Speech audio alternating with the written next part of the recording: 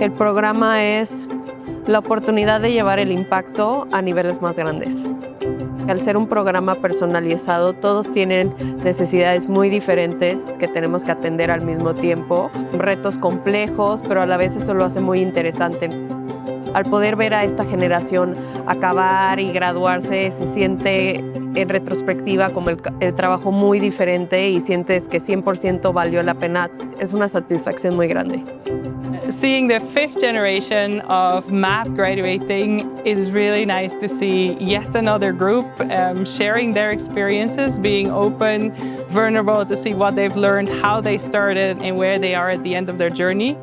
And as we also start the sixth generation, it's really inspiring to see how the ones that are graduating, the ones that are now becoming alumni, are open to share their connections, share their learning, share their experiences with the next group that is about to come. We've seen great examples of what can happen if businesses receive the right support. Creo que lo que cambia en el ecosistema mexicano gracias a estas 5 y ahora empezando 6 generaciones del MAP es que México ahora cuenta con 60 empresas que no solamente están trabajando en modelos de negocio que tengan un impacto social y ambiental positivo en el país, sino que además estas empresas sociales ya se conocen entre ellas y hacen comunidad, se apoyan en sus retos, en sus necesidades, detonan colaboraciones que pues, no estaríamos viendo en el país si no fuera por un programa como el MAP.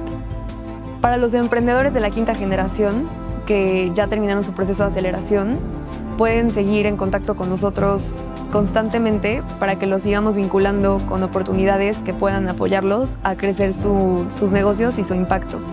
Una vez que fueron comunidad del MAP, siempre van a ser comunidad del MAP, entonces aquí estamos para seguirlos apoyando en su trayectoria como emprendedores sociales.